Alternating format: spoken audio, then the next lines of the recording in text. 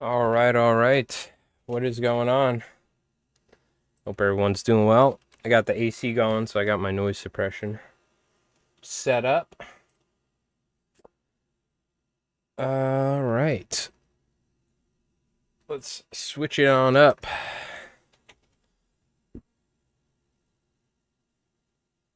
I'm not in 4K, right? No. Okay, good. Yo, Ice Reaper, what's going on? How you doing? How's 40K treating you? You getting into Conflict 47? Me and my buddy got into Bolt action. We're waiting. Conflict 47's coming out soon. Got the American and German starter set coming. Votan, living the glory days, new army. Oh, it's so nice, huh? Nice and strong, and then play it, have them built and played before they nerf it. That's the main thing. Yeah, I gotcha. Nah, it's fun. We're excited. I actually just put out a battle report of Bolt Action the other day. We've been playing some Trench Crusade, but flounder fishing, very nice. Sounds good. I'm glad to hear it. I thought I caught a massive something like a flounder yesterday, but so first off, Jin, you got your Ben back. Very nice. Welcome everybody. Also, everyone else tuning in. But I'm glad you got your fly, Jin. I sent out all the giveaway stuff. I still actually need to comment on the one video for that one guy. But so I sent. We got a fly to Germany, fly to Ireland, and some flies all around the U.S. for the past month or two as giveaways. But that being said, yesterday, so we got the new UV resin video, which is out right now. It just came out. Going over all the various UV resins that we use in saltwater fly tying and freshwater. And going over, I tried to just describe and explain the different uses, but also give examples of what the resins are like in terms of viscosity and stuff like that. I actually did a drip test. So that was a cool video, and I already have uploaded. I just gotta make a thumbnail. What do you call it? Maybe we'll make a thumbnail at the end of the stream. I always say that, but then I forget. Maybe somebody remind me. We have Roll Your Own Fly, number one. I was gonna do like seasons and episodes, but no, I was like, well, just number it. So this will be Roll Your Own Fly number one, and I don't want to give everything away, but there's some high-low ties involved. So we're actually going to do a Roll Your Own Fly. We're doing Roll Your Own Fly later today. We're going to start out by just chit-chatting as usual, catching up. But we have the new updated list. I still need to make a nice printable version of this, but essentially 2d6 dice. So this is Ice Reaper. We found a way of incorporating dice and random tables like it's a TTRPG, like Savage Worlds or D&D, and for fly tying. So we got two colored dice, and one is the technique and one is the materials.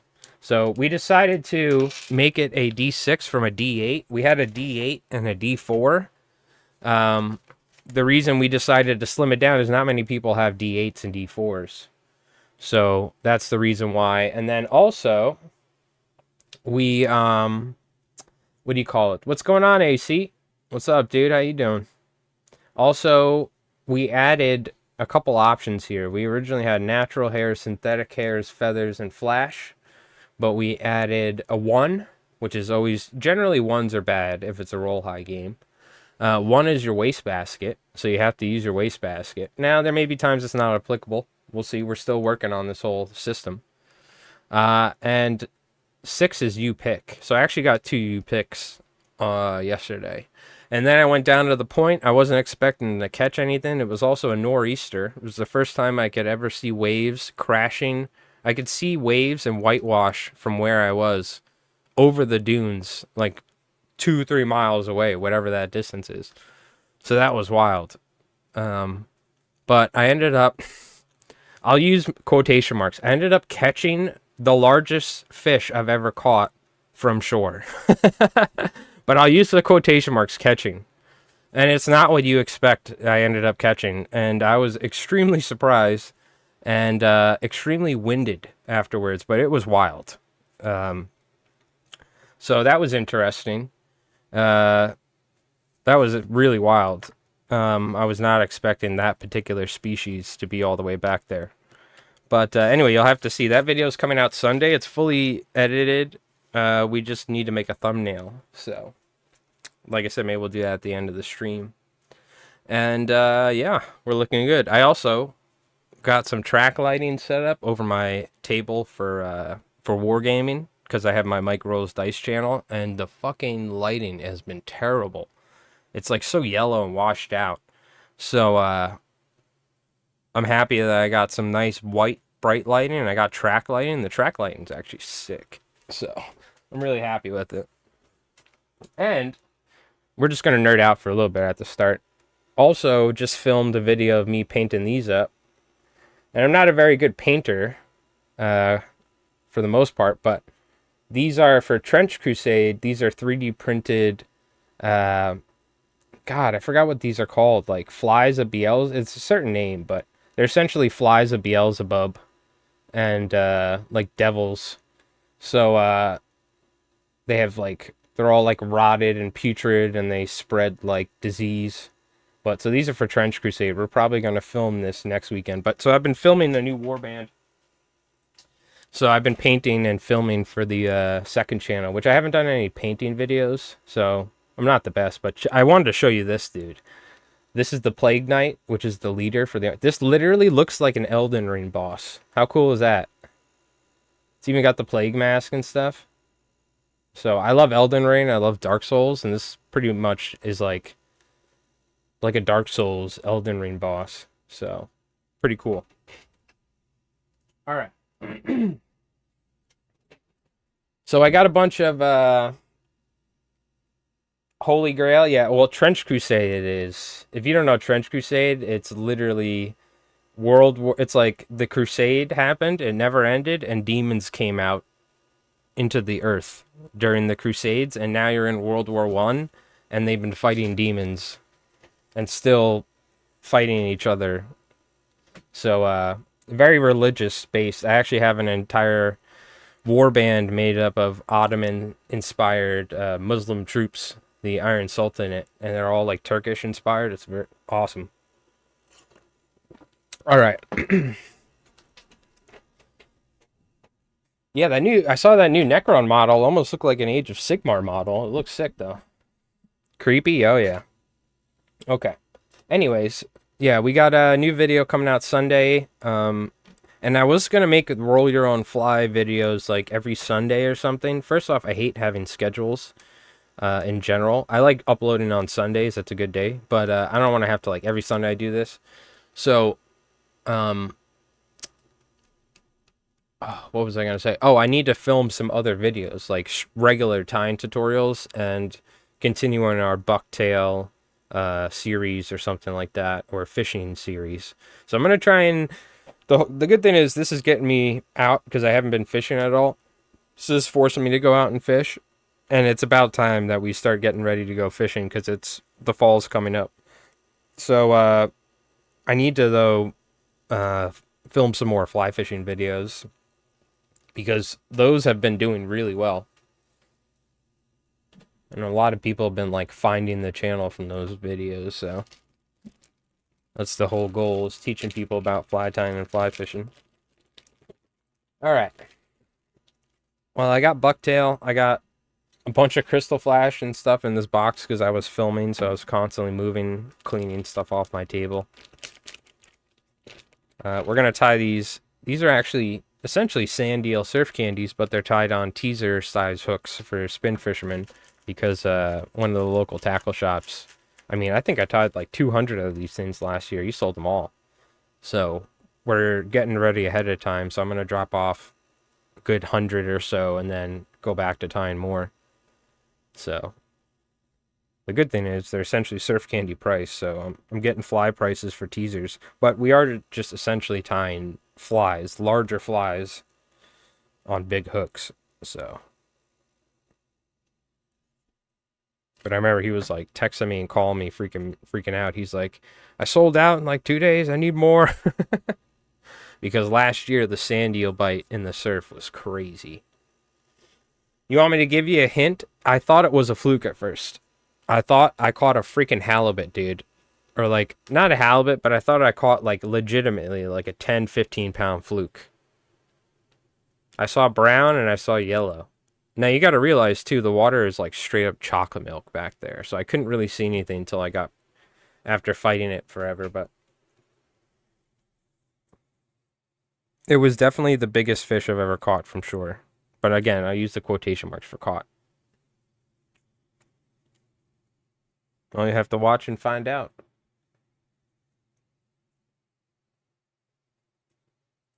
I'll have to watch and find out.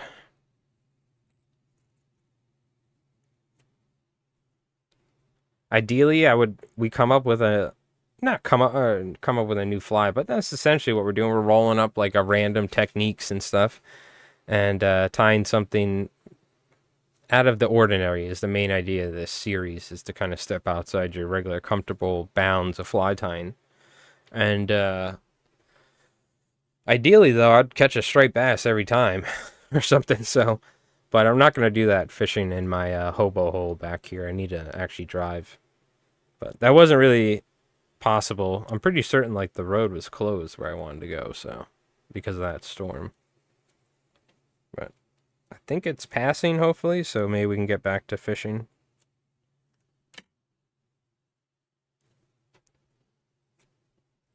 It was the fly from the video. The roll your own fly video that we came up with, essentially. So you have to watch and find out.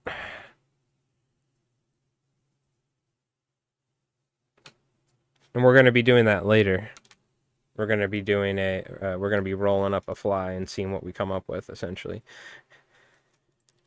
And last time we had you folks like vote on the materials. What we're going to do is we're going to roll up the material and techniques, and then you guys give me ideas in the chat for what sort of materials I should use. For instance, if we roll up flash hollow tide, okay, what sort of flash should we hollow tie with, you know? Our summer flounder season is September 1st through the 14th. Gotcha. Really? It's that short in North Carolina? Damn. That's crazy. Oh, let me move this, by the way. Just so we have a cleaner background. Okay. I will say the nice thing about this is these are almost entirely going to be fished as teasers, even though they are flies. So I don't need to be like 100% perfect with these, because they're going to be getting dragged in front of a diamond jig, essentially.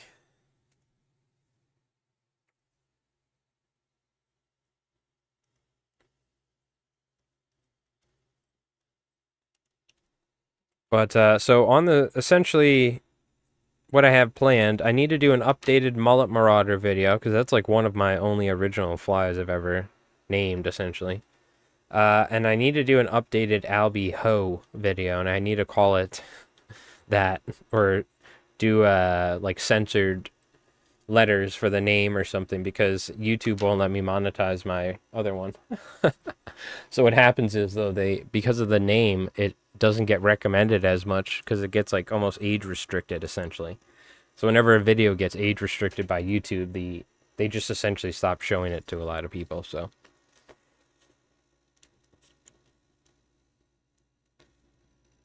and that's an old video too, good video, but it's an old one. So I would like to make an updated version, because now we're filming in 4K with a nice backdrop and really nice editing and close-ups and zooms, and I definitely put a lot of work into the fly tying videos, but they're not that, I got a good workflow now. I've been doing it for a while. The style of video that it's not that big of a deal. It's still work. You still gotta edit it for a while, but really helps learning the hotkeys and things like that for editing software. That could save you hours, literally, learning a couple hotkeys. Instead of having to click and do this and click, go into menus and all that. Still need to get better though. This is one of the reasons that I'm making these battle report videos for my second channel, is it is forcing me to like learn a lot of the editing software. Like when you're filming something or when you're editing like effects and things like that, you know, which when would I be using effects in fly tying videos, right? But maybe in the future, you know, when I'm discussing something, I may want to have some sort of visuals on the screen, and this is where learning that sort of stuff helps. There's one thing to have an image and then set it up so it zooms and pans, but it's another thing to have like certain visual things going on. You need to use their Fusion software, it's called.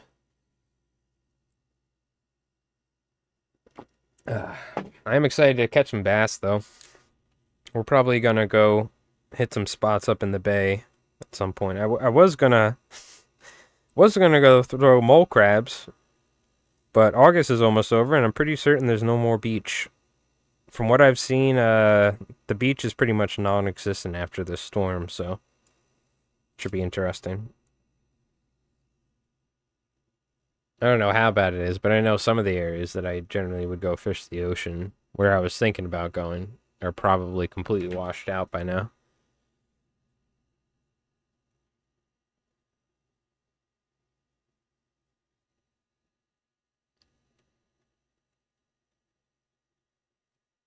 Has anyone been doing any fishing? I know we're getting close to the fall here, so I didn't even go to the North Shore once last year or anything.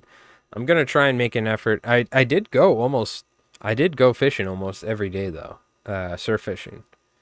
At least like 4 or 5 times a week. I didn't film at all, because you just get soaked. But I'm gonna probably bring my GoPro this time.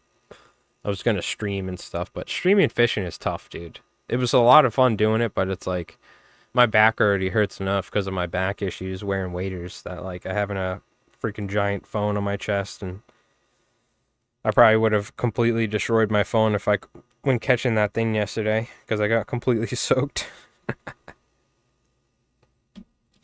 But I'm trying to film more fishing stuff, you know. So this fall, you know, I'm gonna try and make a concerted effort because that's really when the fishing pops off, right? This spring was really lackluster. Fishing from shore, I struggled a lot. I really did. I don't know what's going on, but I'm not the only one. I've been talking to people. It's been tough. Fly rod fishing in the back bays, and it's just been tough fishing comparable to other years in the past. So, but the fall's coming up now. The water's starting to get cooler. It's the time to start going fishing. So, hey, Southern Fly Guy, how you doing? Hope you're doing well.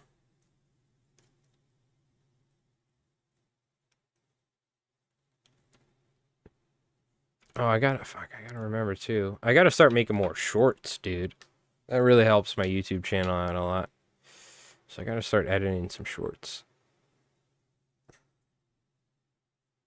They have a feature where you can do it from your YouTube app on your phone, for instance, but it's better to essentially edit something in the format, so.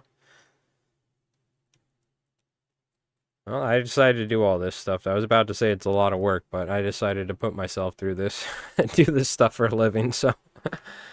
Tying hundreds of the same surf candy and editing the same video 4 times, but oops. Caught some peacocks in Florida. Hell yeah, dude. Oh man, that's another thing. I never made a video on those jungle slammers. I should probably do that as well, because we got some sick photos of giant peacock bass in Colombia. I don't even remember where he went, my buddy Jeff. But we tied some sick Sadati slammer style jungle flies. Jungle slammers, we're calling them. And weighted, keeled, and everything. And Jeff was saying, thank God he brought some of those because that I tied for him, because it was hard to get the fish to eat a lot of the commercially tied flies he brought with him, so I think it comes down to pushing water, the profile, the way it swims, the action on these weighted flies in fresh water is completely different than in salt water. It was something I noticed when fishing with Mark is flies swim differently in freshwater than salt. I don't know what it is. I don't. Have you noticed this? Like, I fished these larger slammer style flies with weight, and in the pond, when you strip them and pause them, they literally do a dock side to side, and they pause and suspend, and they strip it, and it's like, choo, choo, choo. In saltwater, that fly does not do that. And I think it has to do with the buoyancy of the salt or something.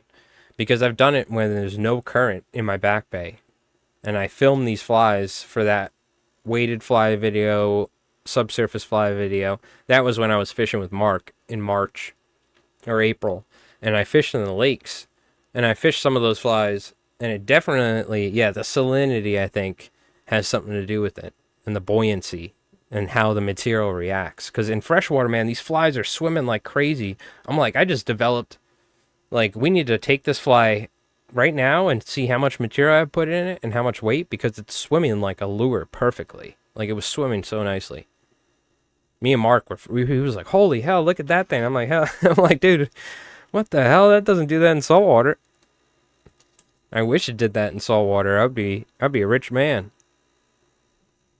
Thing swims better than a jerkbait or something, yeah. So it definitely has something to do with that. That might be an interesting video. It's always hard. Like, I don't want to spend like 2 days filming and editing. Like the roll your own fly video, I spent half the day essentially tying the fly, filming that, and then I went fished for like 2-3 hours. So it was pretty much like almost half the day, and then I spent about like 4 or 5 hours today editing it, doing my voiceover work, and then editing it again. So I mean, that's a lot of time. You know what I mean? And the last roll your own fly video, which it wasn't spent as much time on because I used some of the stream footage, but that one got like 200 views. I was like, what the hell? I'm like, damn, dude, all right. And some guy's like, this sucks. I'm like, all right. So it's tough. You want to, what do you call it? You want to make videos people are going to enjoy. So, or that, videos are going to do well. That's one of the things about YouTube. It's like constantly, I need to think about changing thumbnails or titles. Sometimes they'll change the titles and stuff. And it makes a huge difference. It's crazy, but. So I'm like, yeah, that might be a cool video idea. And then I'm like, man, we'll get like 100 views.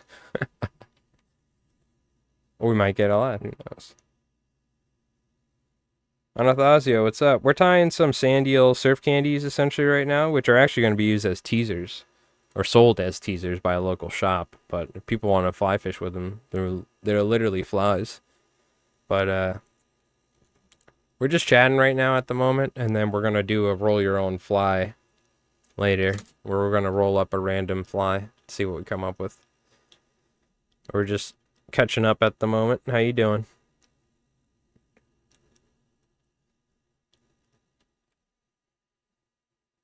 I'm trying to make them somewhat sparse as well, because again, they're Sandeels, so definitely helps.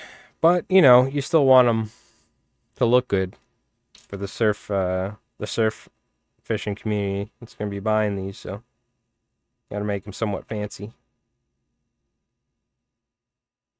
You got to make sure they feel like they're getting enough bucktail for their money. Oh, this guy used 20 hairs of bucktail. I'm not paying $9 for that. I don't want to go stingy. On vacation? Nice. Love to hear it. Well, I guess some good news is I went through all my rounds of that. I was going to the doctors. I went to the cardiologist. Oh, I didn't put flash on this. And there's no real issues, apparently. So there's no, any plaque or anything like that built up. Because I had a little high cholesterol and blood pressure. But I adjusted my diet. I stopped drinking coffee, and my blood pressure went down from like 160 over something. I don't know. I'm not good with blood pressure numbers to like 130, 120. So, and all my veins and arteries are looking good, and yada yada yada. And what do you call it? He was like, "Yeah, you're good. Everything's good. So just keep doing what you're doing. You know, stay healthy." And I was like, "All right, cool." Because I literally went through a doctor, a cardiologist. I went to a hospital to get tests done. I went and did this because they were like, "Let's do it." I'm like, "Sure, why not?" It's not like anything was wrong. And they just wanted to see, you know, probably make a bunch of money off me or my healthcare. But I was running all over the place for like a month and a half, over and over and over, and now it's good finally. After not going to any doctors for like 20 years or like, you know, 10 years, whatever. Yeah, it is good. But I was freaking out for a little while. I'm like, damn, they really are going intensive with these tests. They're doing like the, you know, when they listen to like a baby's heartbeat. They were like doing that and like listening to like arteries and stuff like that. I did a test for that. There's all sorts of stuff. They rigmarole I went through. I went into some sort of space age machine with magnets. But yeah, so that's good. It's good to at least know, right? That being said, though, I did, you know, I cut out a lot of cheese and heavy dairy for my diet, so lower the cholesterol a little bit. And been drinking some like English breakfast tea, one or two of those instead of drinking one or two very, very strong cups of coffee. So I like pretty much caught. I mean, I still drink caffeine, but it's much less, right? So there was a lot of caffeine in that coffee. It was the Intensio from Nespresso, which is the George Clooney coffee. It was like their strongest cup you can get. Man, the coffee was so good. But you could probably strip the paint off the side of a Toyota Tacoma if you left it on there long enough. That's how they afford their fly fishing trips to Belize. Yeah, exactly. Mm-hmm. Yeah, they're like, all right, we're gonna do this, we're gonna do that, we're gonna do this, we're gonna do that. I'm like, all right. I'm like, damn. He must be trying to like renew the lease on his BMW or something.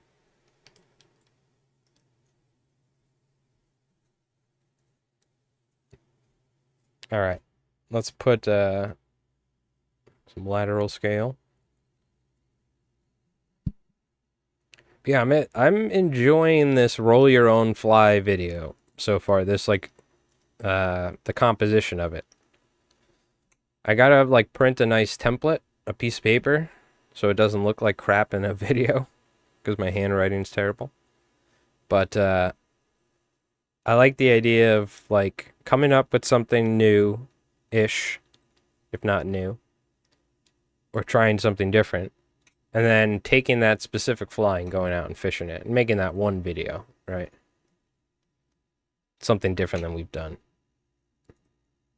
And it's like, instead of doing like, all right, I'm going to tie a deceiver and then we're going to go fishing, or I'm going to tie a clouser. You know, it's like, well, yeah, that's pretty much what everyone does when they fly fish, you know? You're like, okay, I'll tie one of these before I go, or, you know, the night before. So I was like, I don't know if we could do that, but if we're coming up with or rolling fly, like random combinations of materials and stuff, and then taking that and going and fishing with it, I think that's a cool premise, but... Some teas have more caffeine than coffee. Well, it doesn't feel like it. Or at least the tea I'm drinking. Definitely does not have more caffeine than the coffee I was drinking. I don't think you get more caffeine than the coffee I was drinking. They might have been getting those beans from like narco cartels or something. And they got mixed in with some other products in the meanwhile. Because that coffee is serious.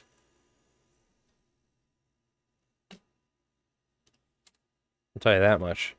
I do not have the same energy that I was when I was drinking that stuff. It's probably an unhealthy amount.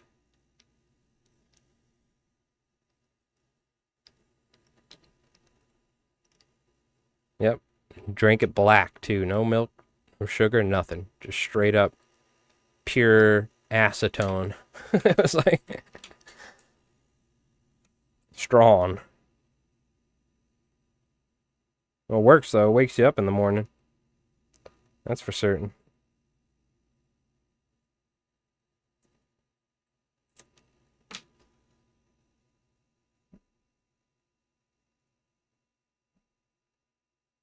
All right.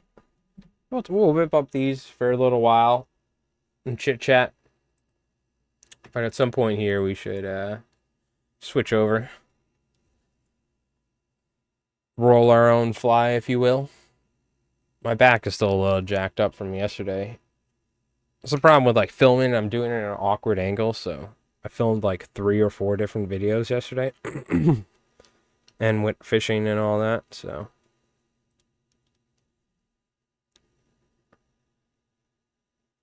It kind of sucks. I can't really go fishing as long as I used to, at least from shore. Boat's one thing, right? Because you're driving around, but walking, and it's pretty much almost every time after I go fishing, my back's a little jacked up, but not terrible, but it's not fun either. I probably need to get a new pair of breathable waders because the neoprenes, they're nice, but man, they're like just the extra weight, Carrying a backpack, even carrying a backpack just sucks. Thank God there's a post down there that I could put that backpack on it, because if I had to wear that thing the whole time, dude, there's no way I'd be able to fish longer than like an hour and a half, 2 hours.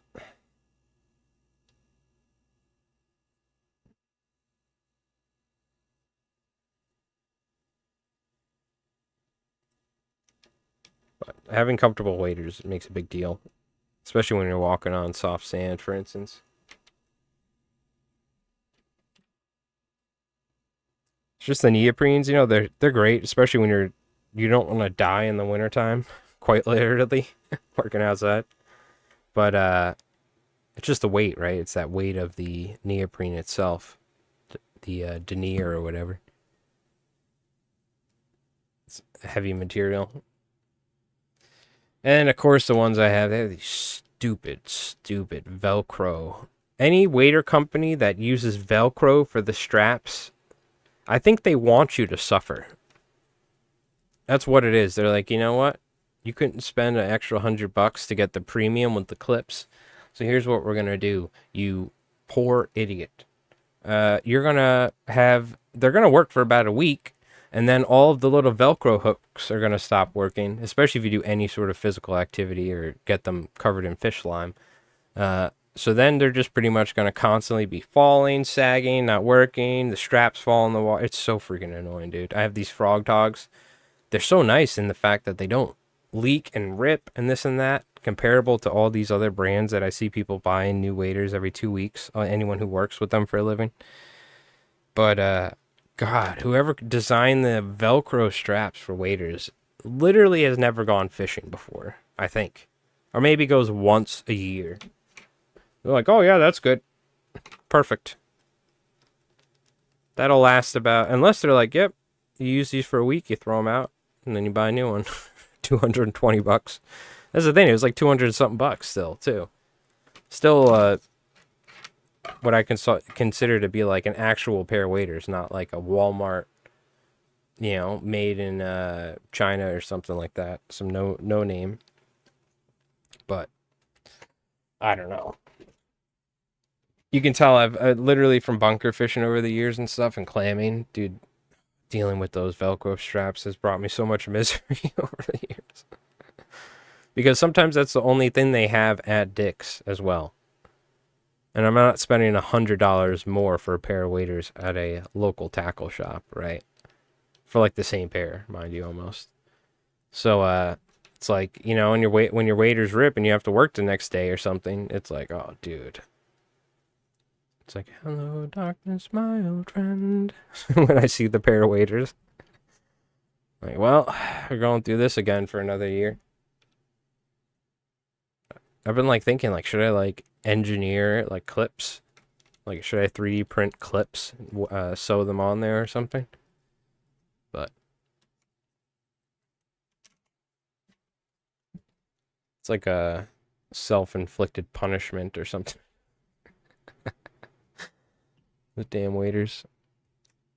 One of the funniest Ralphie May bits was about drinking 10 Cuban coffees in a cup. Oh, dude. I'm assuming Cuban coffees are probably similar to Turkish coffees. If anyone here has ever had Turkish coffee, it is, first off, it's a tiny little cup, like that big. It's almost like an espresso cup, but when you drink it at the bottom, there's like sludge of the ground up coffee. It's so strong. Um, it's so good though. But I remember I was dating this one girl and like I brought her to a Turkish joint and she tried this coffee and she's like, I think I'm gonna have a. She was like, actually started having a panic attack. She was like, I think I'm gonna have a heart attack or something. She like her heart was like racing and all that.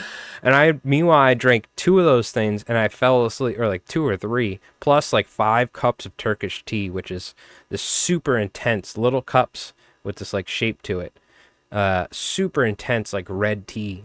And I fell asleep in the car. And she was like, I don't know. She was like freaking out driving home, like while I was sleeping in the car. She told me she had like a panic attack or something. And I just slept through it. But Turkish coffee is, you can check look up a video on it or something. It is intense. You want to talk about serious. It's probably similar to the Cuban coffee, I'm guessing. If they're talking about it where it's like almost sounds dangerous in multiple doses, sounds about right.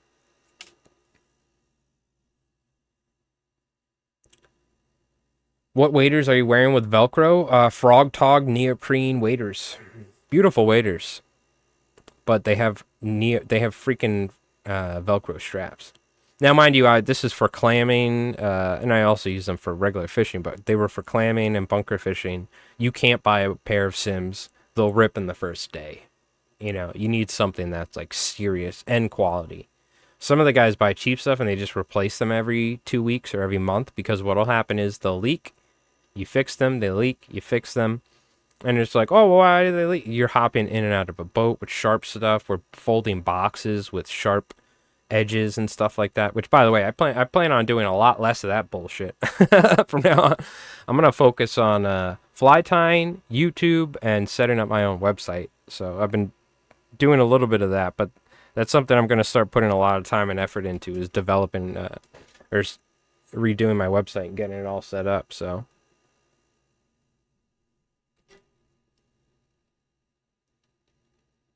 But anyways, waders, they're just a pain to deal with. But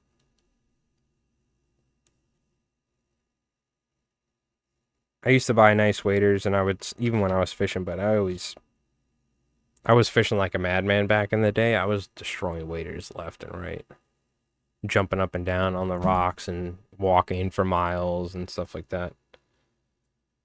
There's nothing worse than having leaky waders.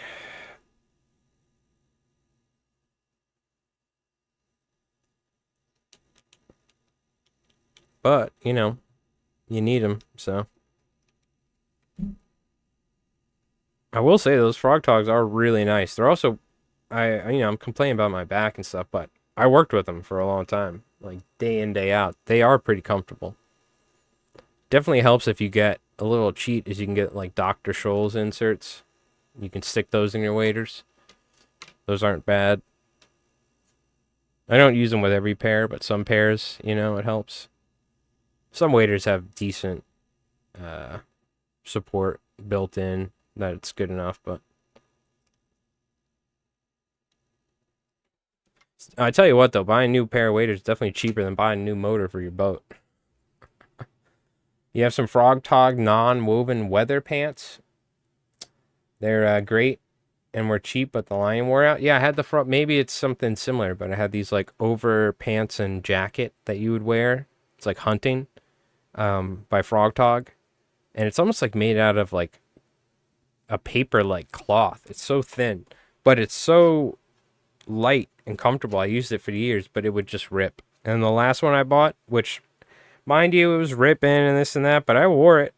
I wore it while bunker fishing. It was fine. It looked like a hobo, but it worked. When you're covered in slime, it doesn't really matter what you're wearing. Lasted like a year, I feel like. And that was a camo one. And then I got one recently, which was tan, and it didn't even last a week of like doing oysters. You know, whatever. We only went a couple times, and I think it ripped, and some steamers. So I was like, well, I'm not buying that again for $30. And I never used the pants. I just used the top. So, but I mean, it was pretty good. It would keep you from getting completely soaked, and it would stop you from getting cold, and it would stop you from getting too hot sometimes almost.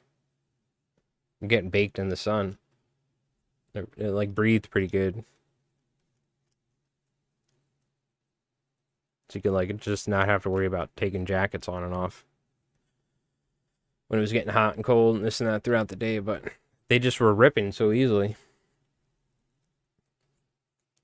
But I don't know if we're talking about the same thing. Like, I can't even describe what the quality of or the type of material that they use for this. It was almost like paper mache. This frog tog jacket and pants. Maybe that's what it is, non-woven material.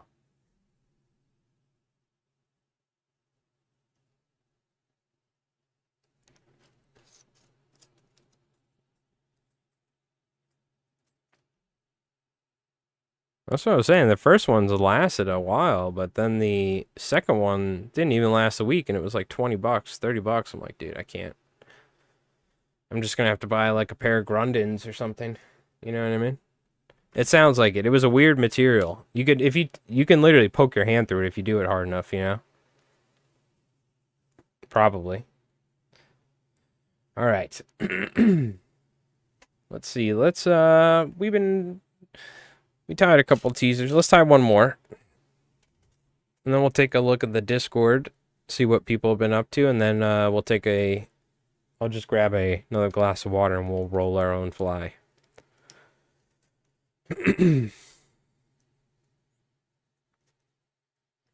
And remind me, I think let's try and make a thumbnail at the end of the stream for the newest video. I'll show you my thumbnail making process. All right. I got like super glue on my leg somewhere. It's the unfortunate thing about tying flies for a living is most of my pants are ruined. Because like all my pants have UV resin and super glue drips all over the legs and crotch area, so it's like every pair of pants I own.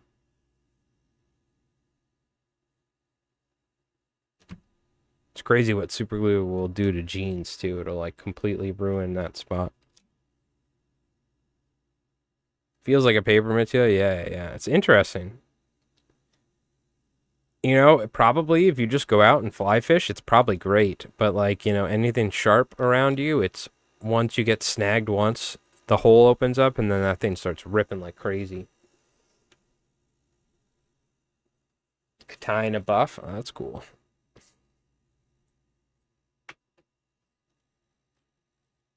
Really light though. That, you know, that's something I'm telling you, you know, like I was saying, because of my back, I like really light materials a lot of times. I don't like wearing really heavy stuff because especially on my shoulders and the waist up, I could feel it. After like 4 or 5 hours, you can really feel the difference. So that is a nice thing about having lightweight materials. Really makes a big difference for me. I bought like a cheap pair of plastic waders last fall, thinking that like, man, the neoprenes are too heavy, my back's hurting. Let me get a pair of these. I should have got a pair of breathables, but they didn't have anything under like $400 at Whitewater, so I was like, nope. So I got a cheap pair of like plastic waders, essentially, which we've used.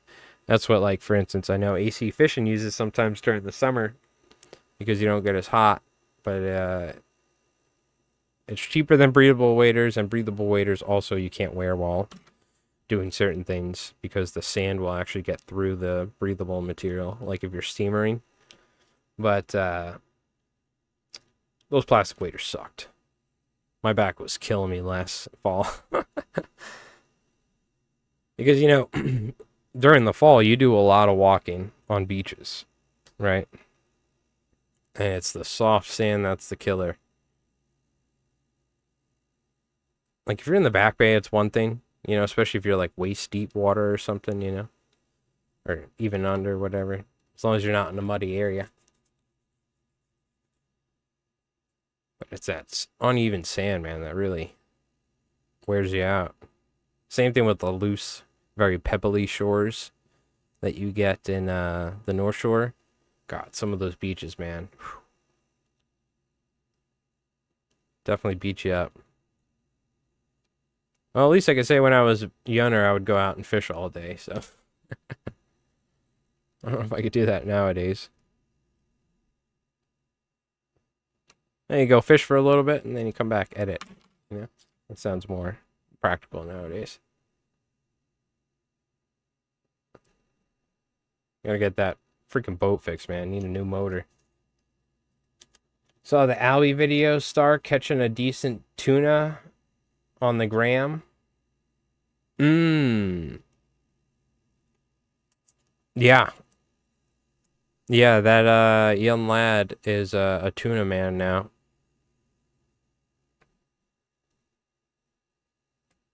Stepped up to the big boy game. Mm-hmm. Yeah, also Dougie Fresh. You remember Dougie Fresh? He was shark fishing with us. He went out and caught a nice one, I think, too, recently. The tuna guys.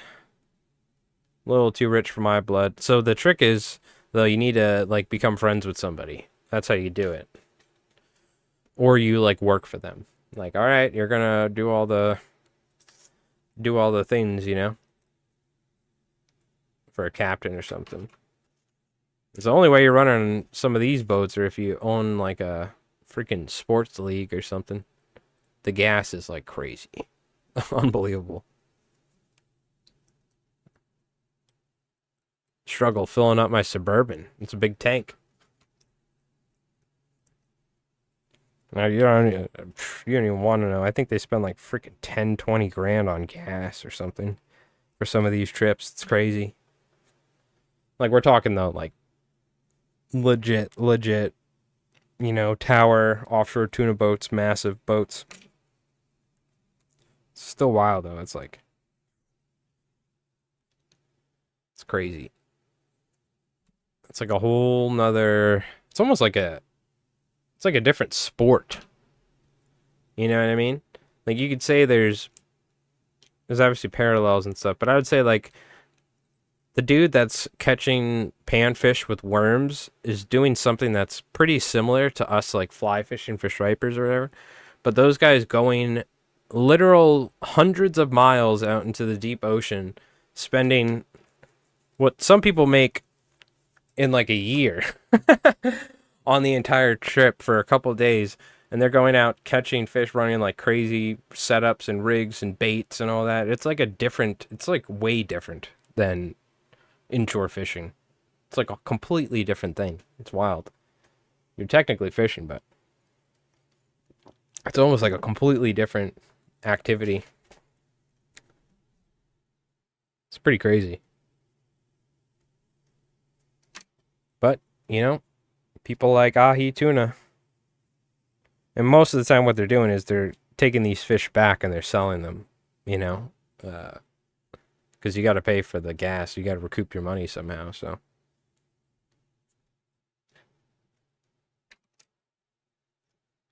Going to sushi joints and stuff. Or they're just mega rich.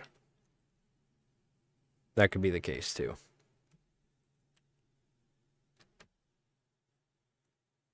Could just be mega rich. Because it's different, like, running, like, a 30-something foot boat. You know, like a big center console with, like, two 250s on the back or something. Like a $100,000 boat to, like, operating those multi-million-dollar sports fishing tuna boats. You know what I mean? It's crazy. Anyways, I'll stop yapping about it, but it's just crazy. It's like the dichotomy between the dude fluke fishing on the pier next to where these boats are docked. It's like the like, or just the, like, the visuals of it. It's very interesting. Both doing the same thing technically. It's crazy though. It's wild. It's got to be exciting Tell you that much. We got to get a tuna on the fly one day. But I'm not really into like, yeah, let's go on the boat, sleep on there for 3 days, get the shit kicked out of you probably by waves and stuff, and to like reel up big tuna on conventional gear. You know what I mean? Because I feel like you could probably put anything on the other end of the line, big fish like that. Especially with some of the setups they're using. Some of these guys got like automatic reels and stuff too.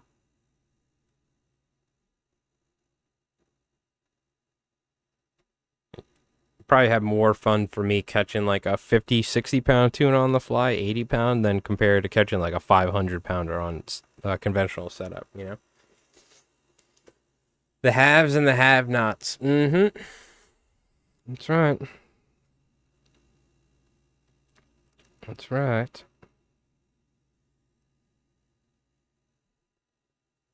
All right. After this one, we're going to take a look at the Discord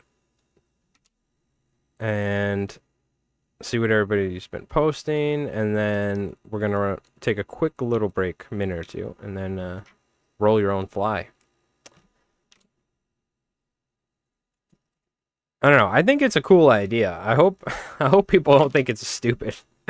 One guy thought it was stupid, but I hope people watch these videos, or they find it entertaining. Because, you know, it could be certainly just be the case. I could just keep making videos where it's like, all right, we're tying a we're tying a mackerel deceiver or so. I can just keep doing those, you know. But I'm trying to step outside the box a little bit, so I hope we'll see. Hopefully people watch it.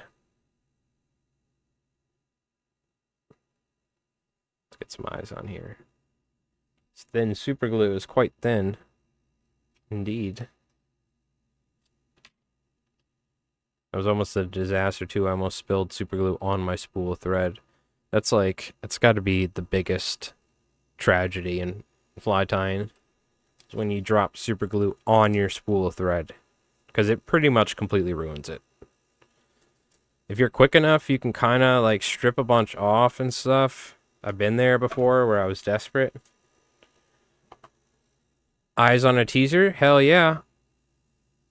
Look, this ain't your Jimbo Bob teasers, all right, that you get at the local tackle shop where the guy pulls up in a beat-up S10 pickup truck, and he's got a dog with, like, 2 front legs, and the dog is, like, on a, it's like a little dachshund, but it doesn't have rear legs, and it's in a little wheel setup, like, zzz, you know? And these teaser guys you see, they're like characters, these teaser tires.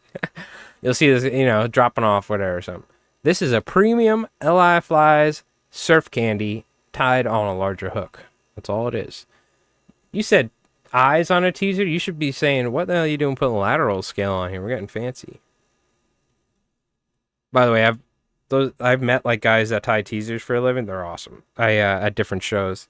But I just based that off of like some of the random characters that I've met working fishing shows over the years. Guys that tie teasers. You know what I mean? There's like, it feel like they could be on an episode of like, you know, Swamp People or something. Jimbo Bob. I had some dude, nice guy too. He's like, hey, you want to buy some flash? I'm like, yeah, sure. He's like, it's a lot. I'm like, okay. I'm like, how much? 50? I'm like, all right. It's okay, cool. Dude, I literally have a box of this flash. This guy's like, yep. This guy probably got it, like, I feel like he got it so much cheaper too. He probably made some decent money on me. He's like, I'm gonna make a little money off this fly tie. But this guy was a character. Just like his look and everything. He's a cool dude though. But I'm saying that's gonna be me. The only difference is I'm tying flies instead of teasers. I will have the beat up Suburban. I'm gonna have a dog with like a cool wheelchair setup, rolling around, going to a local tackle shop. But the only difference is I'm dropping off flies. You know what I mean? A friend wanted me to tie teasers commercially. Yeah, don't do it. Especially because they don't, it's pretty much like tying a fly, but for way less money. It's not as complicated, but essentially it's the same amount of material and work, almost, for some of these flies. I'm getting fly prices for these, not teaser prices. Yeah. People ask me to tie teaser. Hey, can you tie me tag ends for my plugs? No. No. Not going to do that. All right. Let's take a look at the Discord. See what you guys been... Oh. All right. Why didn't this work last time? Let's see. Let's try it again. Deactivate. Activate? No. I think I unplugged the Elgato. Hold on. Give me a sec. Let me open up my capture software. I think I unplugged it last time, right?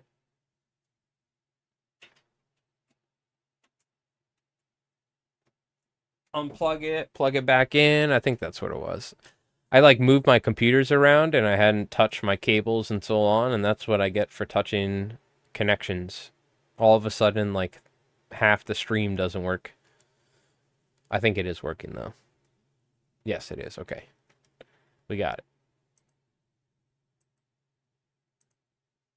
There we go. Okay. Which, if you haven't, too, by the way, check out.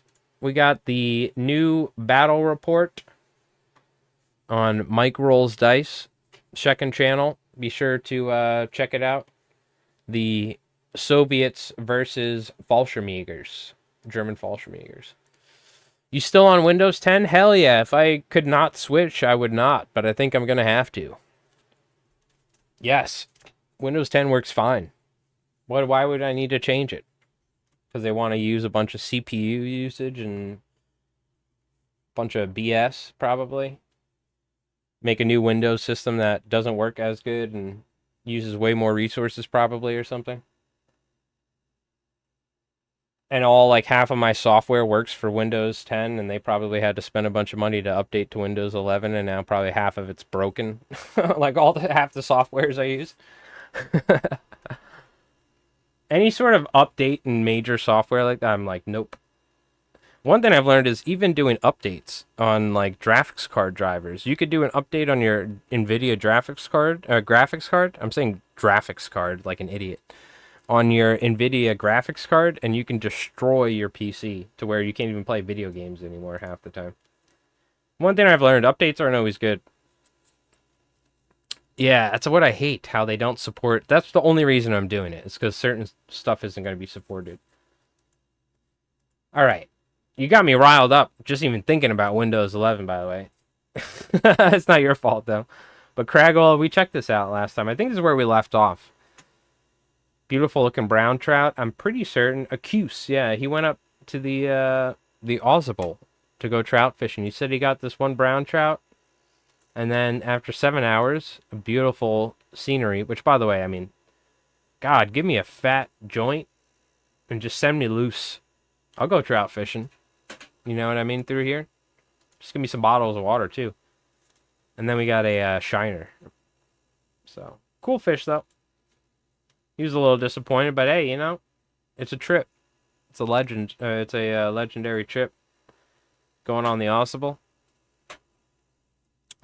Sab-Bul. Is it Sab-Bul? Like it's Istanbul? Alright, where do we leave off here?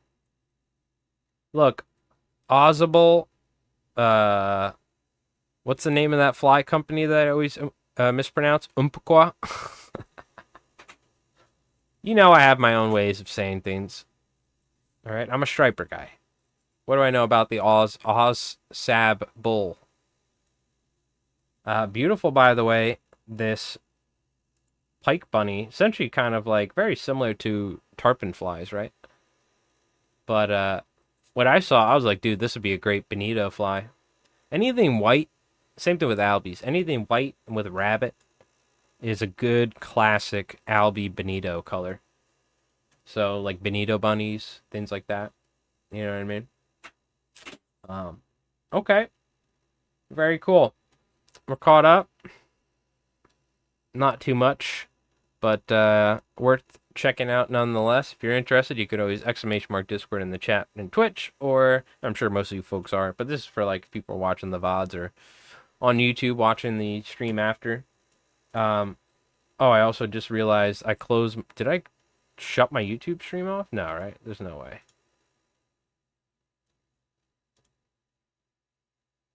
Okay, good. We're still good. I like completely closed my Chrome down over there. Yeah. All right. Whatever I was saying, who cares? We'll be back in a moment. I'm just going to grab another glass of water real quick. And let me grab the sheet. What we're going to do when we get back is we're going to move all these teasers away. We're not worrying about that. What we are going to do is we are going to roll our own fly. So what does that mean? We are going to... Oh. I also just realized my video camera isn't working either. I'm just going to like unplug my camera from now on and just talk and make you guys think I'm running my camera. We're going to roll our own fly. All right. So we got dice. We got this. When I come back, we're going to come up with something. You guys can help me pick the materials. All right. Just give me a moment. We're going to play the Albie highlight. I'm just going to go stretch my back out real quick and refill my glass of water.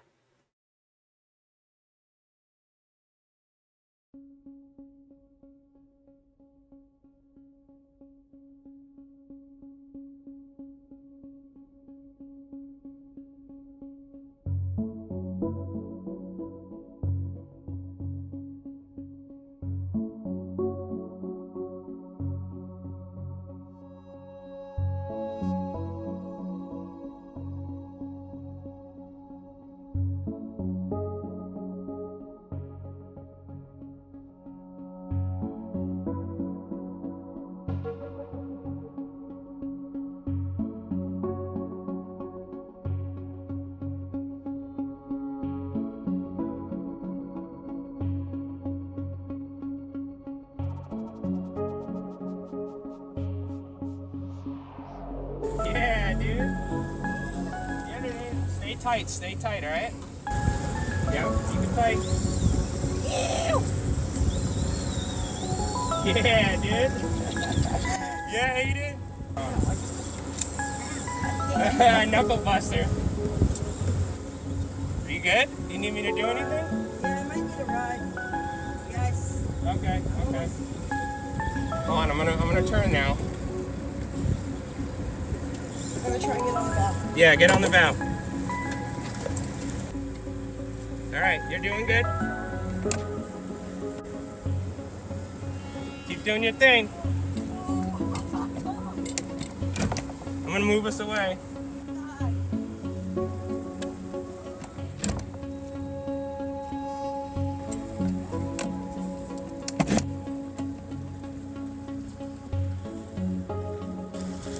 Is that a little one? No, that's a nice one. Oh, let's go! Come here, hold next to your alley.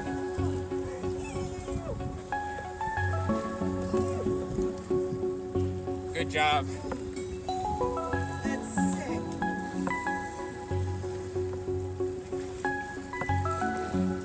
Alright.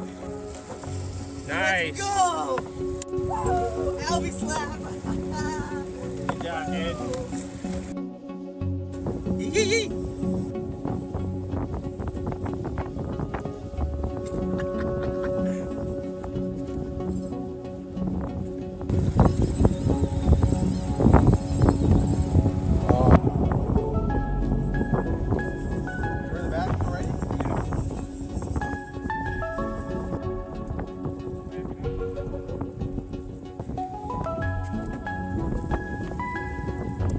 Looking down the barrel of a 12 gauge little tuny, bro. On the alligator too.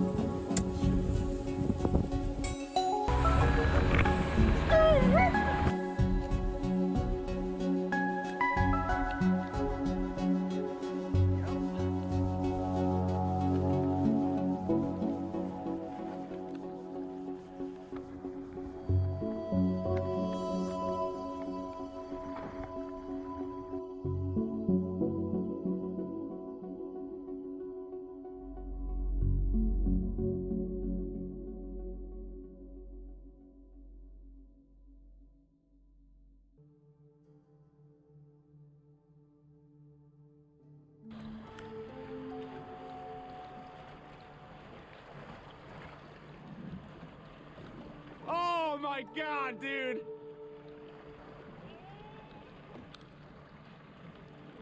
What the fuck?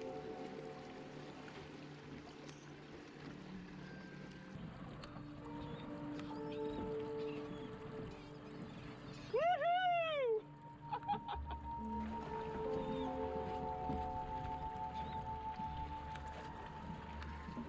Oh my god.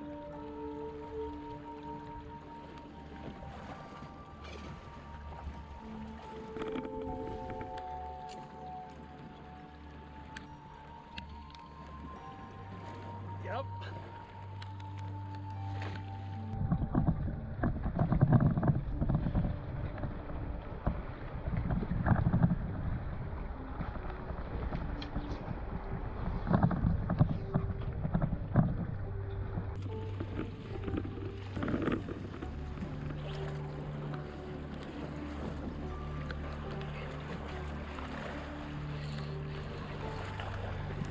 Oh my god!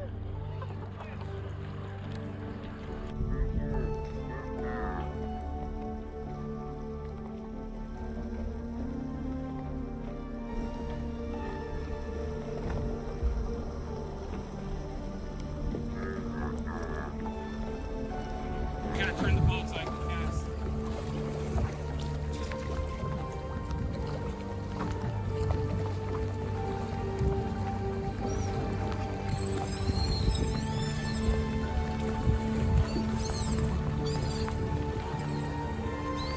Oh my god, dude!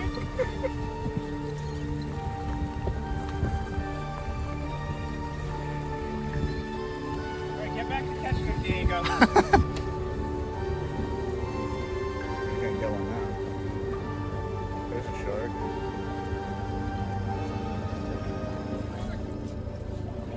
Bring it! All right, and we're back. Aw, save bull. That's what I say. All right. Now, to roll on the table of doom.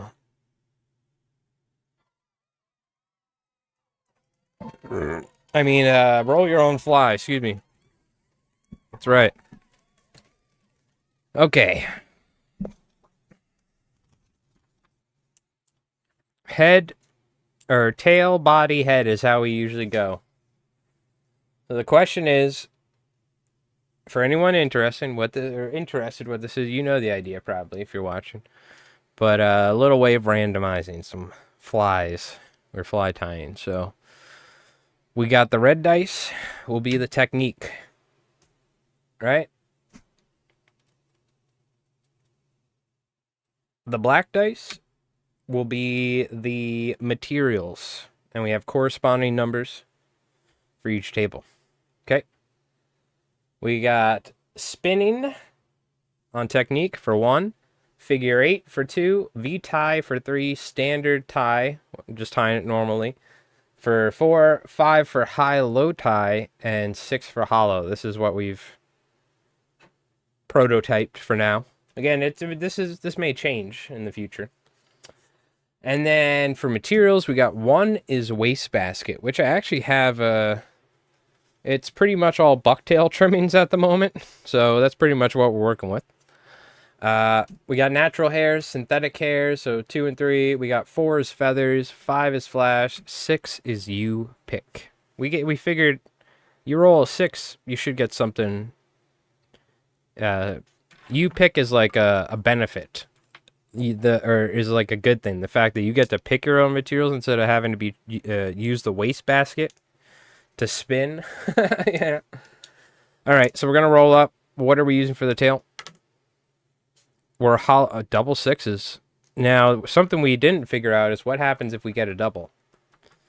So something we said is like maybe you use 2 or something, but we do need to figure out a doubles mechanic. When something happens with the doubles and you roll the same result on the 2 different colored dice or 2 different dice, something special happens. I don't know what that is yet. If you guys ever have any idea, we'll figure out. But what that means is we're hollow tying whatever sort of materials I want for the tail.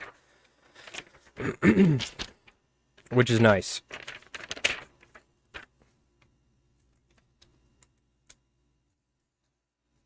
So tail, hollow, you pick. Body, head. Okay. So we're hollow tying whatever I want for the tail. Very nice. What are we doing for the body? You pick is interesting because it's not forcing us to use certain materials, and I've rolled you pick a lot. We're gonna be figure eighting something. Okay, so we have to do a hollow tie for the tail. For the body, we figure eight.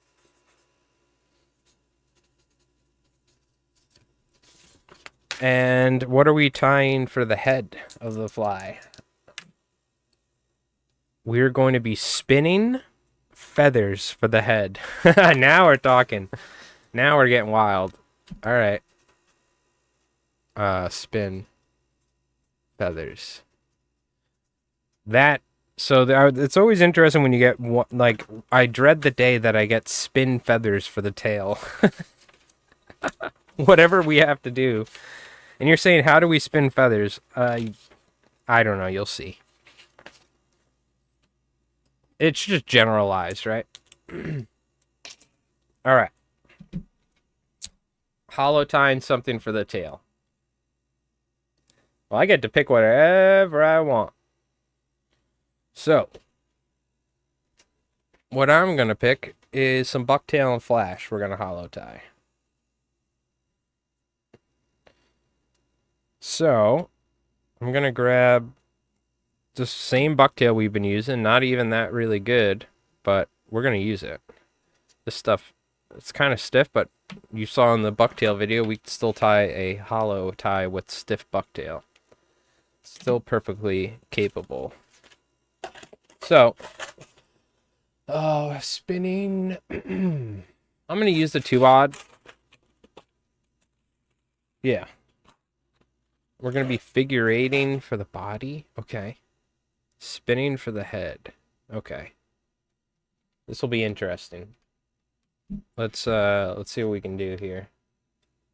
Now, what I'm curious is you folks trying this out yourself.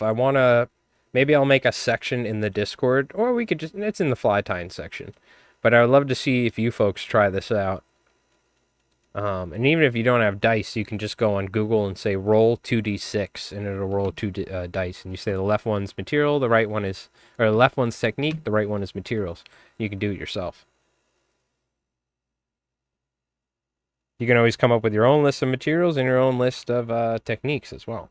But I'm curious what people come up with if they try this themselves. So we're going to do a hollow tie, though, for the tail.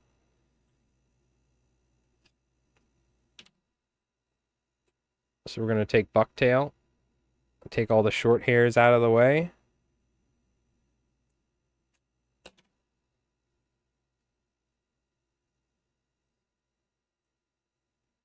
Hopefully in the future, the series or the videos that I make for Roll Your Own Fly get more views, and we can get people getting interested in the subject, and we can see what sort of wacky stuff tons of people come up with. That's the idea, at least. We'll see, though. All right. So, pretty much all we're going to do here is take our bucktail, trim it somewhat neat.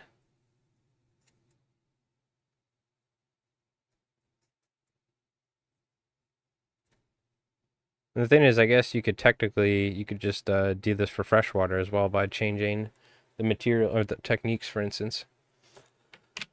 Oh, hey, what's going on, James? Yeah, we're good. I saw the waves over the dunes for the first time from close to my house while fishing, so that was interesting. That means I'm assuming the waves, either the dunes completely got washed out and it broke through the dunes, but I think what it is that the beach got so washed out that the waves were coming up so far. It was the first time I was able to see the waves essentially from pretty much almost my house, but not essentially, but down the road. So it must be pretty serious down there right now. I think it calmed down though, from what I saw, or it is gonna calm down. But I wouldn't be surprised. There's probably a lot of damage that happened, a lot of beach damage, all that. But we're good. I went out fishing yesterday in 25, 30 mile per hour winds. Yeah, we got a hurricane, but it wasn't like seems like mostly just like we had some pretty strong winds, but it wasn't that bad. Until the power gets shut off for a week. Then we got a real hurricane, you know what I mean? Forgot what's that? I think Irene. I think for Hurricane Irene, or maybe it was Sandy. Both those. I think Sandy was worse, but one of them we lost power for like a week and a half. That was definitely an experience. Couldn't get gas to go to work. There was like lines down the gas pumps for like miles down the road. It was crazy. I was a mechanic at a shop at the time too. And my boss was like, all right, come to work. We're like, what are we doing? We don't have any power. Oh, you can work on cars on the ground. I'm like, working in the dark. No power, no power tools, nothing. I'm like, dude, this is like, come on, bro. What are we doing here? Who brings their car in during this time anyway? Stay home. We just had a hurricane that destroyed half of the island. Stay home. I'm happy I don't have to do that stuff anymore. All right. Well, we got hollow tie.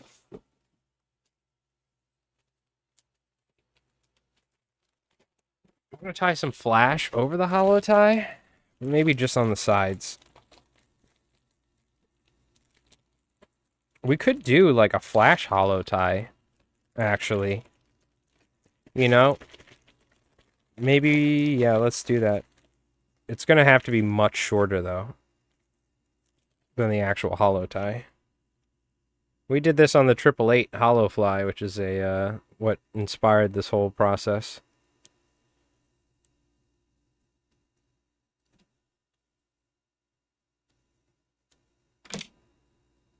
You're like, hollow tie and flash, I know, but hey, you gotta live outside, you know. Live it up a little.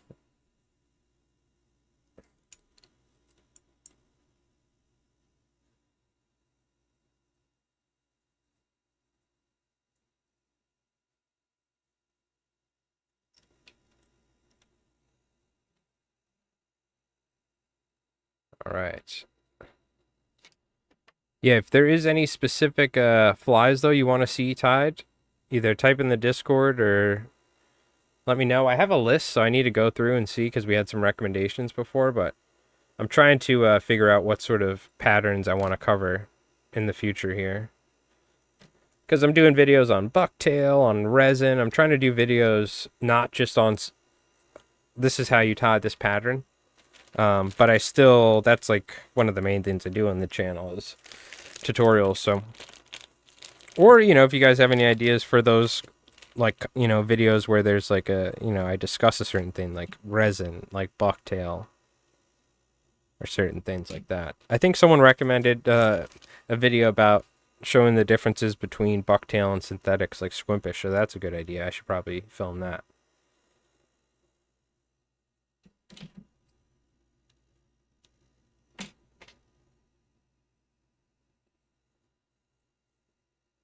Which it's good I'm doing these sort of videos because I was like, dude, how many, like, there's certainly tons of saltwater patterns out there, but a lot of them are quite similar. So I was like, how many surf candy videos can I tie? So it's good we're trying different stuff and I'm making different videos, essentially. All right. We are going to do a bucktail collar on the inside of this flash tie, if you will. What are we gonna V-tie? Holy cow. Probably, or figure eight. We're probably gonna figure eight tie like EP or something like that. So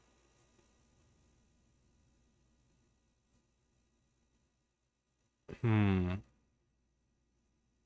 to think about colors. I think I just stick with white. I should, because white just works with everything. If I use different colors for the body and head, then it'll blend together better with the white tail. You know what I mean?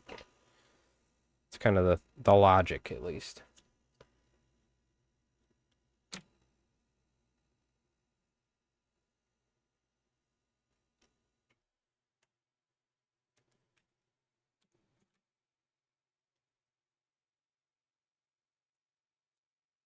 Get some white on top here.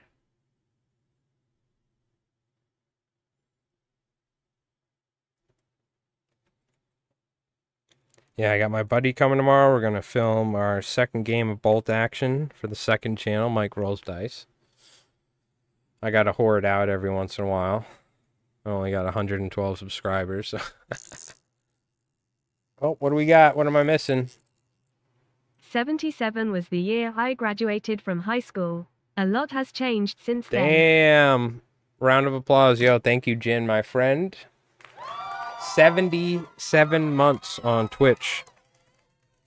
As a subscriber on Twitch. Thank you, my friend. It's been a while. I was going to say a lot's changed on our live streams over the years, but I'd say probably more has changed over the years in the world since 1977, so you got me beat there. Yeah, I graduated in 08? No, 09? Is it 08, 09? I don't even remember anymore. I think it was 09. Who knows? One of those years. Close enough. Once I graduated, all the any memories about high school completely went out the window. I was like, I'm never thinking about this place ever again. Fuck that. Place sucked.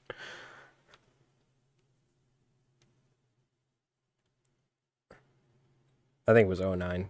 Class of 09. Mm-hmm. Same as your daughter. And we're getting old. Dude, look at that. See, I've never hollow tied flash over in the bucktail on the same tie, but that looks sick. I think it's short enough to where it's not going to foul that much. That's one thing you got to keep in mind is you need to tie it short enough to where it's not going to foul. Dude, that looks sick. In the water, this is going to be like going crazy. If you just continued this the whole way like that, and you trolled it behind your boat, you'll freaking catch a mahi-mahi or something. Looks like an offshore lure or something. Okay. Now, I will say, though, I'm going to add some weight at this point. We're going to do a little bit of a keel in the middle section. Because I don't know what the hell's going to happen with this fly once we V-tie EP body and then spin again. Again, I repeat, spin feathers. Don't ask me what we're going to do for that. Well, you can ask me. I think we're going to do marabou. I think we're going to try and do a big, poofy marabou spun head. I've never spun marabou. And I don't even know if we're going to trim it. Probably not. But we're going to spin it. Or at least we can kind of say we spun it. Again, that's why it's like, this table isn't like a final draft. That's why I haven't made up like a PDF or something yet. I still don't know. Is like spinning good, you know, or... But I feel like you need something like spinning to keep it interesting. If everything was just V-tied and hollow-tied and high-low, that's stuff you do every day. You need that random spin, you know, or dub or something like that. Or the figure eight. So... All right, we got a lead keel on here, haphazardly tied. And now we are going to do figure eight ties Merkin style, essentially, using probably EP fiber. Keep it simple. Because we got U-pick for this? Yeah, we got U-pick for this. Okay. We used white. I have marabou. I have different colors of marabou. What will look good? I mean, do we just go all white to keep it simple? You know, I do actually... The whole idea behind this, too, is not to just tie something and be like, whoa, wow, look, we tied that. I want to take these and go fishing. Right. And to see is, like, by tying these weird combinations of techniques and materials, are we actually coming up with something kind of interesting here? You know what I mean? It's kind of the idea. I think, though, I think we could do a pink body with flash, yeah. And then a tan marabou head. That's kind of what I'm leaning towards. Pink might be a little much, but you know me, I like pink and flies. You know, I'm gonna shut off this AC too. It's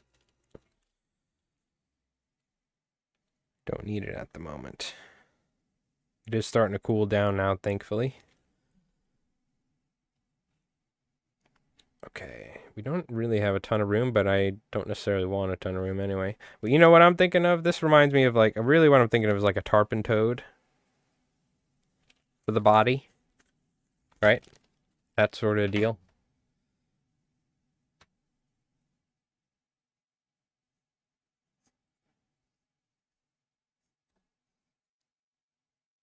Just taper the material.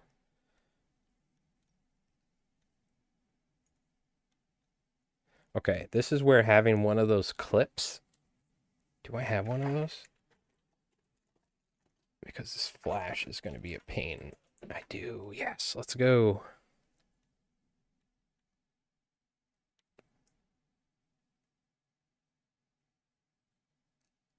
Yeah, look at that. Now we're looking professional. You would think I do this for a living, right? Oh, that was the wrong one. I was going for that. But sure, let me throw a magic bomb in there too. Accidentally hit the demon sound effect. Every good fly tying stream needs one good demon sound effect. How the hell do I... It's been so long since I've done a figure 8 tie. I think I need to loosely do it, right? It's been so long.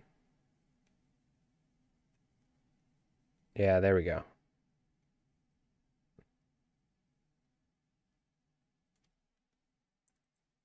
No lie, it has been a while since I've done this sort of technique.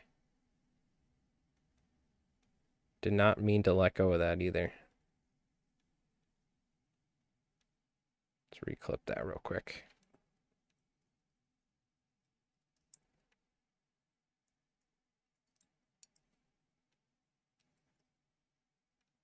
Yeah, you kind of get it loosely tied, and then you can adjust it, and then you can wrap it down. Pretty much V-tie all of my EP sort of material like this nowadays. It's also more convenient, I feel like, V-tying. But it's a different profile, right? V-tie, we're getting a profile top and bottom if we want. The figure 8 like this, we're really just getting a side profile. So it is different for different applications, right?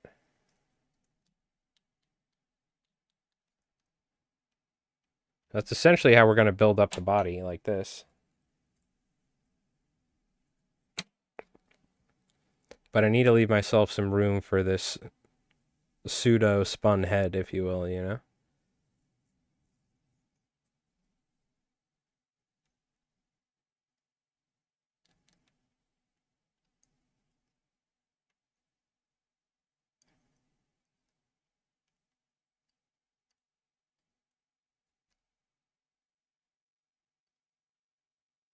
I think you do a couple loose wraps, essentially. You get it adjusted. I would like to avoid trimming the sides, but if we have to, we have to. And then what you do is wrap in front, or essentially on top of it almost.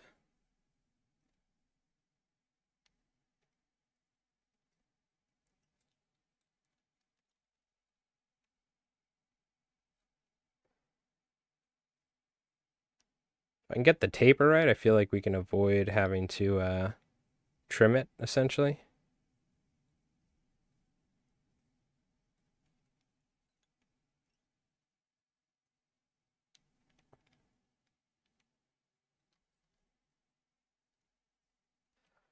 So this will definitely help get the fly to turn over properly, right? Because that material is tied on top for that figure 8.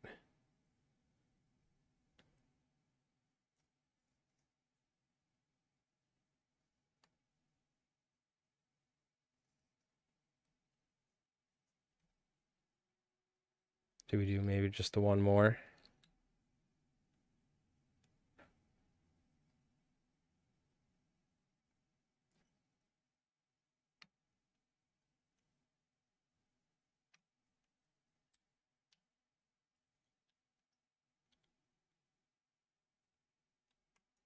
Scooch that back. Wrap on top. Or in front. Kind of on top. You're kind of cinching down that material. Yeah, I kind of want this parallel with the side, right? I'm not gonna lie, that's kind of interesting. I don't know. This is definitely interesting. For sure. Very curious how this actually swims, right? I think we do the feather, spun feather now. I don't know if I want to put too much of this EP body. Also, what does it look like from below when it's like, let's say it's swimming like this? Or from on top?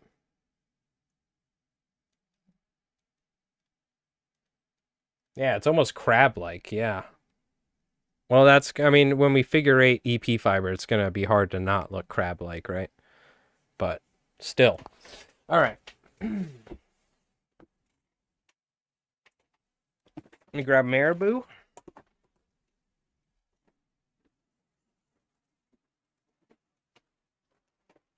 Some marabou.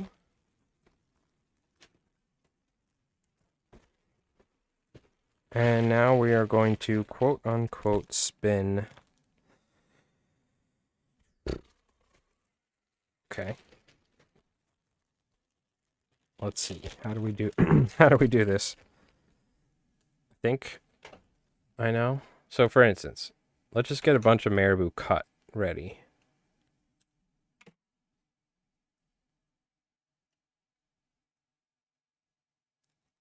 I think what I'm going to do is I'm just going to try it. I'm going to stack a bunch of marabou together. And then we're essentially going to... So this might be more like stacking as opposed to spinning. But you generally stack when you're spinning, so it's kind of the idea. What if I take this? We tie the shitty ends first. Like this. We tie it in the middle, and we fold it back. Kind of like we're spinning, essentially, right? Or like spinning ram's wool, if you've seen me spin ram's wool for the siliclones. Which, God, I still need to film a pop lips video. That's going to be a freaking project and a half. I did buy silicones, especially for that, and I have it.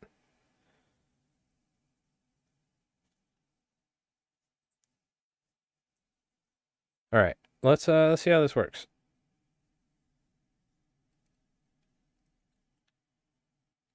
Now, maybe it's better if we don't use these tag ends.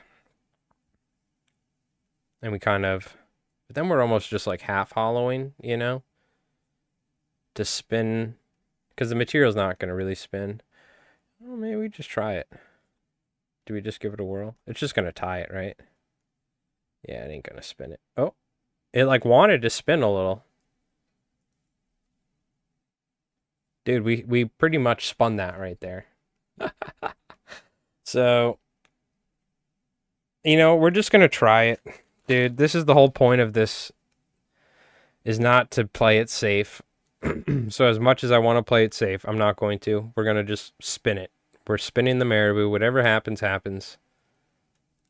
This is the whole point. Step outside your boundaries. Stop tying the same clousers over and over again, you know? Try something different. So, that's what we're going to do.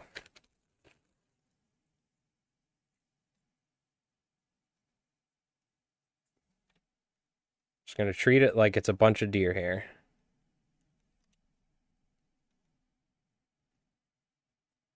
Let's see what happens.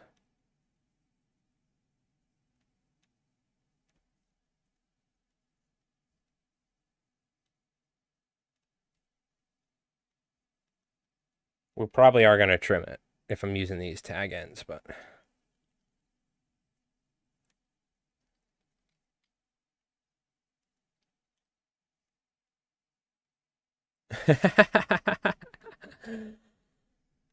Okay. This is the official I still had, dude, some dude was asking for me to tie these tuna flies. I never did. I never, like, promised, but I said what, I would, like, send some samples or something. He wanted stuff for, like, following scallop boats. I still have the guy's address. I should probably just send some. This is like that. You know what I mean? Like a scallop chunk.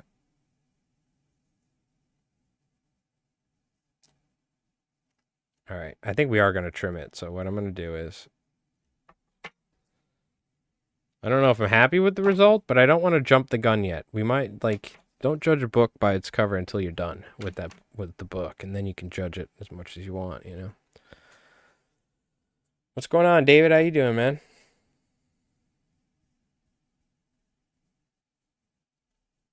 We're stepping outside our bounds here.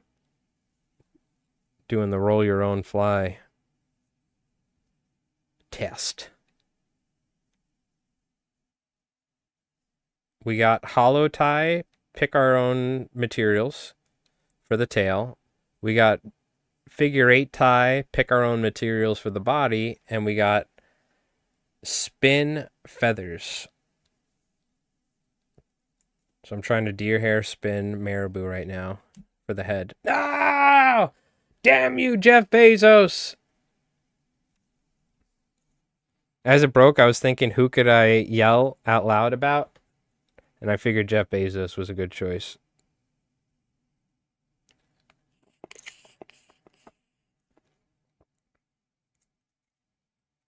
It's like impossible. And now I have to like rethread it. This mono does not like getting through the bobbin. Well, it certainly feels like we're spinning deer hair with the freaking thread breaking while spinning.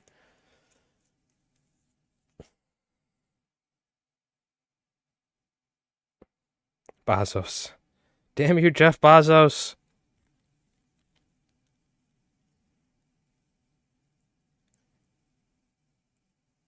All right. I'll tell you what. After this fly, I'm certainly ready to go eat something.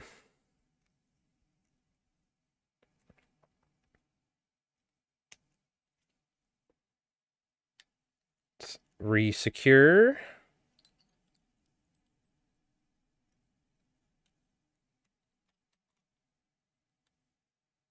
Yeah, I'm curious. I would love to see you folks what you come up with. I'm going to try and come up with like a paper or like a PDF so you could like print it or download it and have it where it has the table and then you roll dice or you use Google to roll dice and you come up with your own flies, and I'm curious to see what you folks come up with.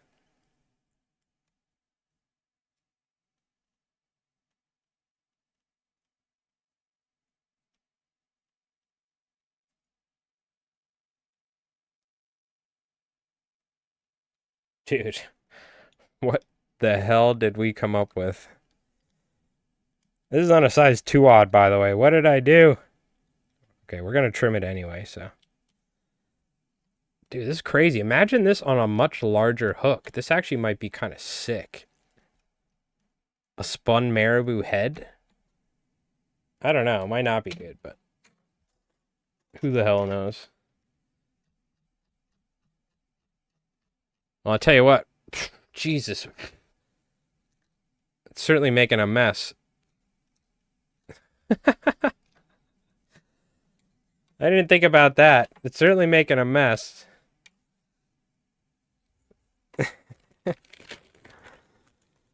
Oh, God. Damn you, Jeff Bezos. All right. It's like a tradition on Twitch. If you stream on Twitch, to make some sort of joke about Jeff Bezos and Twitch Prime and taking his money. All right. Now we're going to do whatever the hell we're going to do right now. So wish me luck, chat.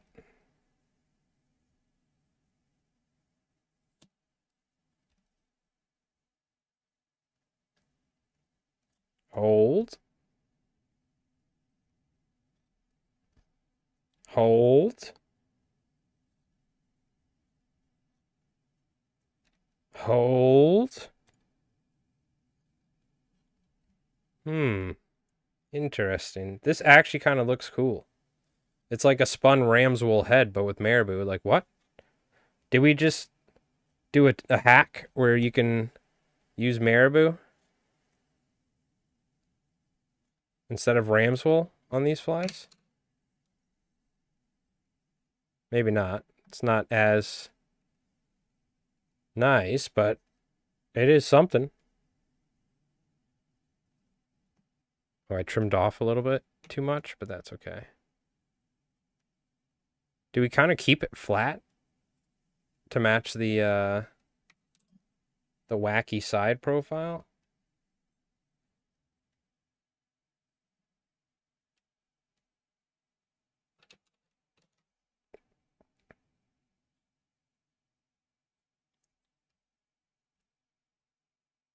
I want those ones on the top.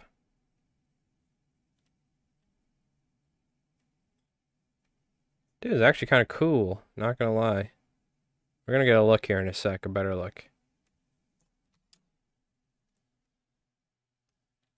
So if we tied the entire thing where it was flat like this, it would actually look really sick. But with the hollow tie, I think it looks even cooler almost because we got this gigantic head on the front.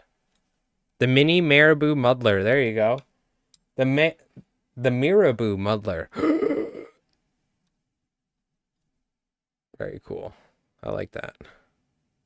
I don't know how it works. How good it is.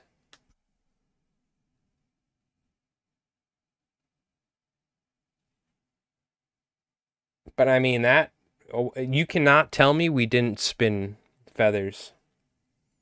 We definitely spun feathers. I think you could trim it a little nicer.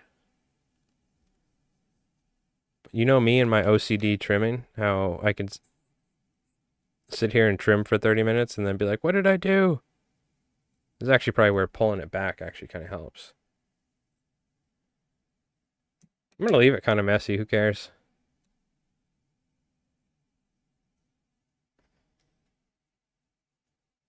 Yeah, it's going to taper out like this in the water. So I think having the hollow tie makes sense because you need to fill up that body section when it's under pressure. So it's going to be more like this in the water. It's a little sloppy, but it's pretty much, you get the idea. You can see the head that we spun with the marabou, essentially. It kind of looks like a mouse fly, honestly, almost, or something. It might be interesting to make a mice fly that like is like a fully like a drowning mice, because it's not going to float. Or maybe it will float. I don't know. I really don't know what's going to happen. I think it will sink.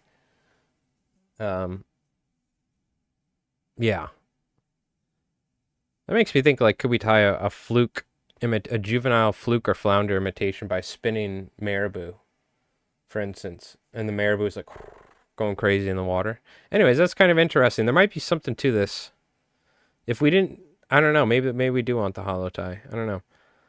The thing is, now I need to go fish this thing just to see what happens. You know what I mean? Is it even just gonna? Is it gonna cast like a wet mop? Is it gonna swim right at all? Is it gonna? It could be sick, or it could just be not that amazing at all. You know what I mean? But what I am going to do is I'm going to keep each of these creations and go fish them and see what happens. So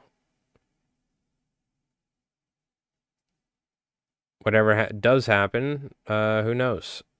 We'll see. Now the question is, I was going to ask what do we name it, but I think, David, you already won. There's no prize involved at all. And in fact, if I ever become famous, I'm stealing the name. All right, and you'll get a gift card to Arby's. But I was gonna say, ask you guys who what should we name it? But I think you came up with the perfect name, the Marabou Muddler. And I don't know if did you mean to type Marabou and it just typed Marabou? I don't care. I like it, the Marabou Muddler. So that's what we're calling this abomination of a fly. Yep, you got 5 points. Add it to the leaderboard, Jerry. Exactly. Round of applause. That's right. You like it? Well, good. I'm glad, gent. It's kind of funky. You know what I mean? Unfortunately, I trimmed a little too much of the marabou on this side, or on the right side, but because you get that nice little transition area, right? Between the marabou and that figure eight tied material. So I think what you do is you tie this for a body section, but you do a lawn body section. Off the back, you do a squid tentacles. And there you go, you got a squid fly. And what you do is you have EP fiber building up the sides for the fins, and on top and bottom, you're spinning marabou. So you can trim the marabou, so you get your squid body, and off the sides, you get these fins that you can then coat in silicone. Swim high with air cavity in there? It very well might, yeah. We did put some lead wire, though, for the keel, just because I was worried about this combination of materials tied in this manner for a size 2/0 hook, right? But yeah, for sure. The only thing you gotta be worried about is marabou. If marabou gets pretty wet, so it can get pretty heavy to cast. But I feel like if you're trimming it like this, it should shed the water a little bit easier. If you were trimming to make a body, for instance. So, yeah, I don't know how durable it would be either. That's the other thing to think about. So really what this made me think of, though, is like you could tie a squid fly with the fins and replace the marabou with ram's wool and trim it and coat it in silicone. You know what I mean? So even if, and I'm not saying this might not be a sick pattern that actually does work and is something interesting, but even the whole point of this roll your own fly thing with the dice is to try different things. So just from this one fly, each fly I've done so far has made me, other than, I would say the last video we filmed was pretty tame. We didn't roll anything too crazy, but it was something still a little bit different. But this and the first fly we did, the 888 hollow tine flash, and hollow tine pure marabou and ostrich herald. Never done that. I loved it. Hollow tine ostrich and marabou is actually a thing I'm going to start doing. So that was sick, right? And what this taught me is that you can tie a squid fly or any sort of thing where we take the EP, figure eight tie it, and then on top and bottom we can trim, for instance, if we tied something on top and bottom after the figure eight tie, after each figure eight tie. You could even V-tie something. I don't think I need to think more about it, but that is like something. So it was like the whole idea is to, for instance, get some, some inspiration is the idea in different ways that you normally might not. So, anyways, pretty cool. I don't know how this thing will work, but the marabou muddler is something. Add rubber legs, yep. Rubber legs. I don't know if you keep the hollow tie. Maybe you skip the hollow tie and just tie like a mono extension, like you say. Throw rubber legs, feathers, put eyes, and then wrap a staz up the mono. Then you tie that to the hook shank, and then you build your body with this technique here. Could be interesting. I don't know. It's definitely something strange. I'm really curious how this exact fly swims. When you get it wet, Palmer, yeah, but the whole idea is, I was thinking like you could just Palmer hackle, right? Is that spinning? Haha, look, it's spinning around it. But the whole idea is like I'm trying to do things that I've never done before. So, but yeah, you're totally right. After you do your wacky thing, then you're like, hold up, what if we just Palmer the marabou instead, and we do this? And that's the other benefit of doing this is afterwards you could be like, all right, well, if we just change a couple things here, we actually might be onto something. So that's a good point. That is a good point. That was something that I thought about as well, which I need to voice this better in the videos. I completely forgot to mention that I changed it from a D8 to a D6. There's things I got to remember when doing the voiceovers and filming for the videos where it's like I should explain little things like that as well. So, anyways, I'm gonna eat something. I'm exhausted because I'm not drinking George Clooney coffee anymore. So, but I am ready to make some food and chill out. So we got a nice 2 hours in. Appreciate everyone hanging out and tuning in. If you haven't, check out the UV resin video, which is out now, and you can check it out on the LI Flies Mike YouTube. But appreciate everybody for hanging out. Have an awesome weekend. On Sunday, the Roll Your Own Fly #1 video is coming out. So check that out and see what the hell we ended up catching. But yeah, appreciate it. And you folks have an awesome weekend. Well, I got probably a regular tutorial coming up middle of the week next week or start of the week. So it's a discovery process that allows for thoughts on improvements. Exactly. As you put so eloquently. Thank you, Jen. Exactly. All right. Well, appreciate everyone tuning in for the live stream and everyone tuning in at a later date here on the VODs. So we'll see you folks. David, thanks for hanging out. Jen, thank you again, my friend, for the 77 months. Appreciate it. Ice Reaper Tabletop, everybody. So thank you so much, folks. And James Whitetail, and Athasio, if anyone's still chilling. You guys have an awesome weekend, and we'll see you, all right? Later, chat. Peace.